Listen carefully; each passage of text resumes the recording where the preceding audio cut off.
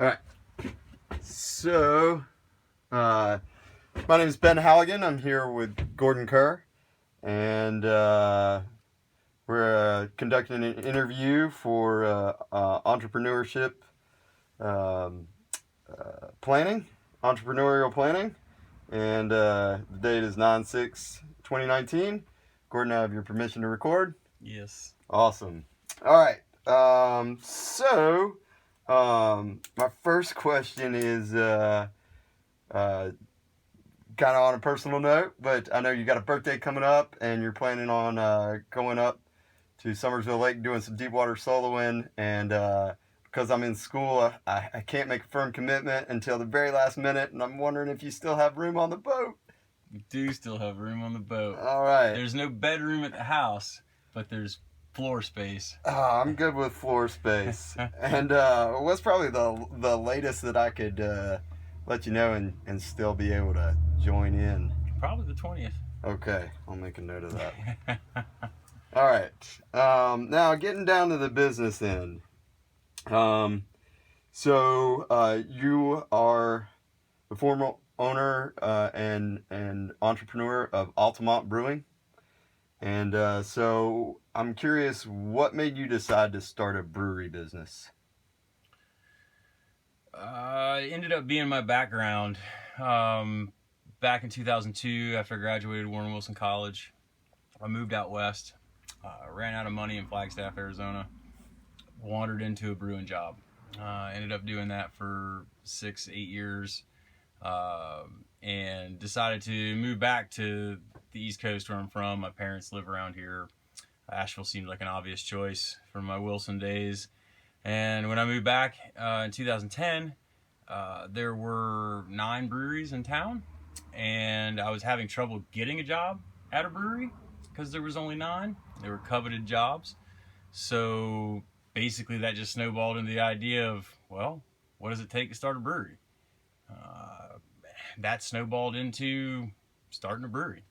All right. Well, which brings me to my next question. Could you briefly describe your business concept, the structure of the business, and your sources of funding? Yeah, see if I can remember all those in a way. Most of the funding came from my grandmother, who passed away many years ago.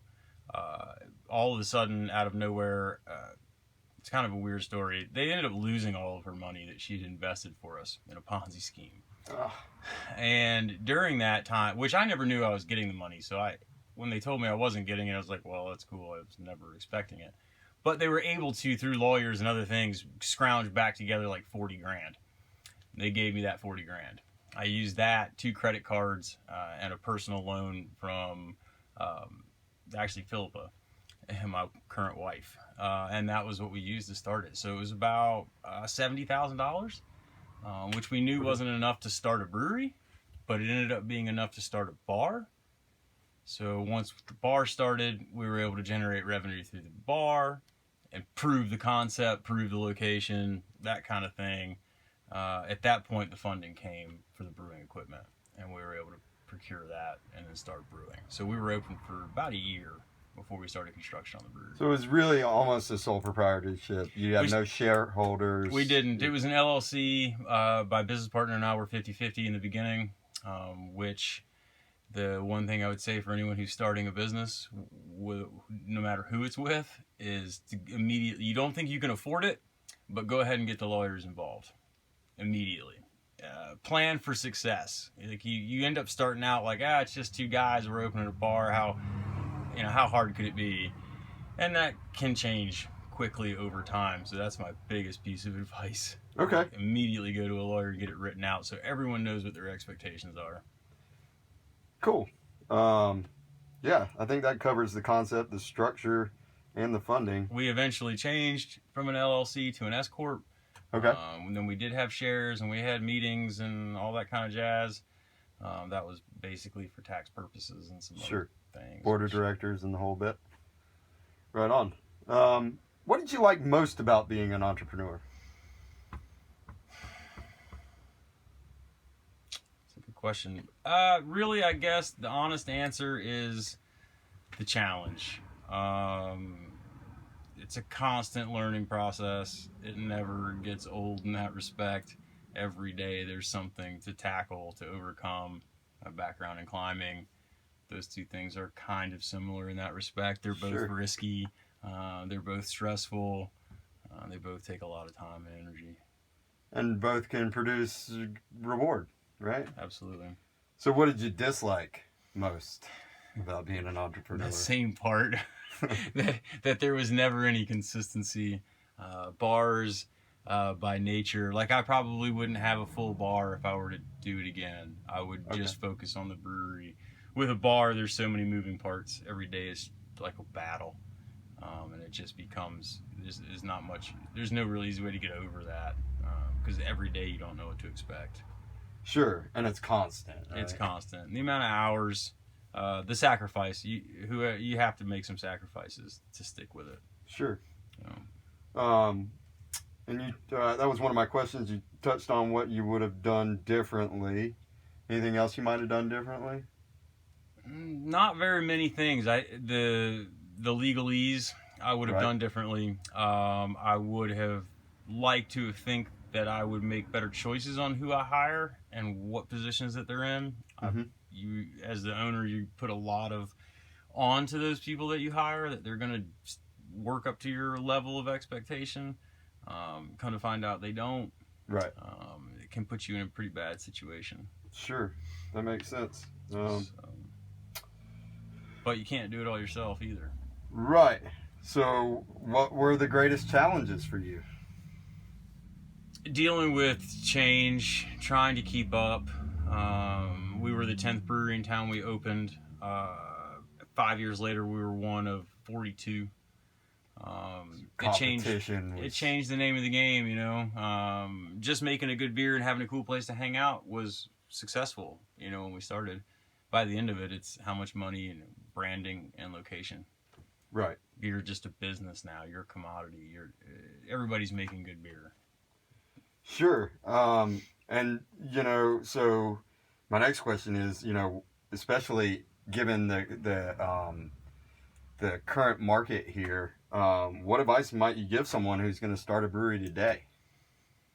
I would definitely say that just trying to open a brew pub as an idea wouldn't take you far enough. I mean, every little location is going to have a different advantage. So location, I think, would be the biggest one. So, and again, what's your goal? Are you trying to be the next, you know, X amount of $1 million a year in sales, so someone like Budweiser will buy you and you can be done? Or are you trying to maintain a local brew pub where you know everybody that comes in, and that you can pick a location to cater to those two objectives? So what are your goals? Like, again, always think that, well, what if this does work out? Where am I going to be in 10 years, 20 years, 5 years? Are we going to keep growing, or do I want to get out? Sure. Which is a great segue into my next to last question. Do you feel the opportunity exists for a successful small batch brewery located in Swannanoa? It was actually a location that I originally looked at before we settled on West Asheville. So obviously I see some potential there. There's a lot of residential. It takes a long time to get to downtown. Yeah, I think you could have a pretty captive audience in that respect. I don't know what the neighborhood, how they feel about a brewery. I know people in Canton caught a lot of flack from some of the local residents. But yeah, I think, and then it just becomes how much do you invest to make it successful? Sure. And are you just going to straight sell beers by the pint? You need that captive audience to be able to do that and pay yourself anything. And just so the rest of my classmates are aware, and so you sold your brewery, and so you've moved on to other things, and so I'm just curious, if someone were to approach you and say, hey, would you want to come be a part of this brewery? Not necessarily be the owner, maybe just be the brewmaster. All right. Would that be something you would consider, or? I think about what I would consider would be to be a consultant. and try to help navigate some of the early processes, like getting a TTB license, which is the federal license to brew beer, Mm-hmm. to help with the design and planning of the brew house so it works and functions efficiently, and be a resource that that business could draw on as like a consultant fee kind of thing. Like that's probably something that I would gladly do. As far as being hands-on back in it, probably not. Cool. Well, thank you for taking the time to speak with me, and I may be circling back around at a later point if I really begin to seriously contemplate starting a brewery in Swannanoa. Thank you, Gordon Carr. Cheers. Cheers.